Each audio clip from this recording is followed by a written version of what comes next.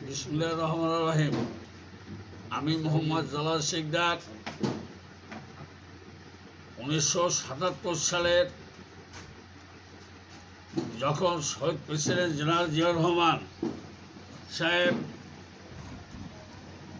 জাগদল গঠন করে এবং সেই জাগদলের যে কমিটি হয় সেই কমিটির আমি একজন সদস্য ছিলাম এবং আহ্বায়ক কমিটি সেই হইতে আজ পর্যন্ত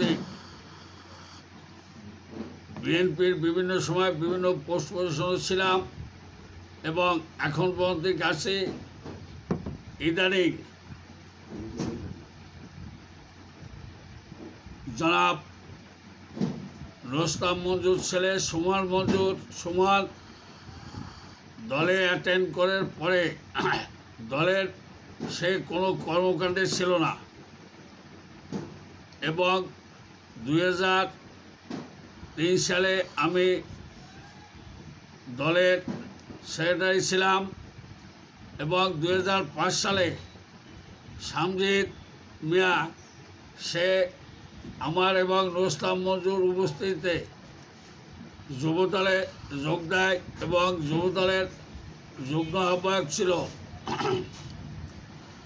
বর্তমান কমিটির সদস্য কিন্তু এই সুমন ভান্ডারিয়াতে তার অস্তিত্ব টিকিয়ে রাখার জন্যে সে রেগুলার অফিসে আসে না, কোনো মিছিল মিটিং কোনো আন্দোলন সংগ্রামে আস্পন্দিক নাই আর ঐক্য ছিল না। কিন্তু যে সুবাদে সে পকেট কমিটি করে এবং একটা কমিটির একজন যুগ্ম আহ্বায়ক করে, আরেকটা চাঁদাবাজ বানাইছে মনির এখন এবং তার সাথে আর কিছু চাঁদাবাজ নিয়া হারামাশা সে চাঁদাবাজি করে যাইতে আছে। আমি এই পালমিরাজ বলতে কোনো লোকই নাই। এই শ্যামলা আইসে নদীর ওপার থেকে আইসা এখানে বৈশা বিভিন্ন লোকের নামে মামলা মকদ্দমা দিয়া এরপরে এদের কাছ থেকে উৎকোচ আরম্ভ করছে এবং সে দলের ভাবমূর্তি ক্ষুণ্ণ করতেছে। এই পালমিরাজকে কীভাবে কেন দলে টিকেই রাখছে এটা আমার বোধগম্য নয়।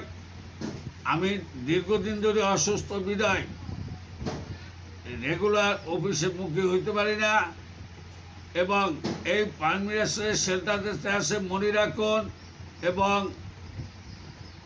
হাওলাদারের ছেলে উৎপল হাওলাদার, এরা কয়েকজন মিলে এরা এই সমস্ত কর্মকাণ্ড চালাইতে আছে যাতে করে দলের ভাবমূর্তি খুবই ক্ষুণ্ণ হচ্ছে এবং দলের কর্মীরা সবাই হতাশাগ্রস্ত হইতে আছে।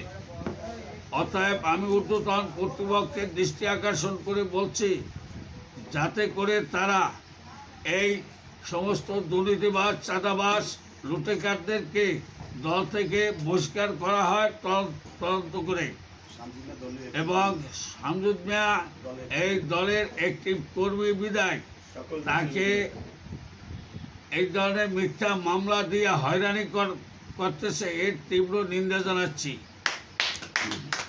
বর্তমান কোন পদে আছেন? আমি ভান্ডারিয়া উপজেলা বিএনপির যুগ্ম আহ্বায়ক। এই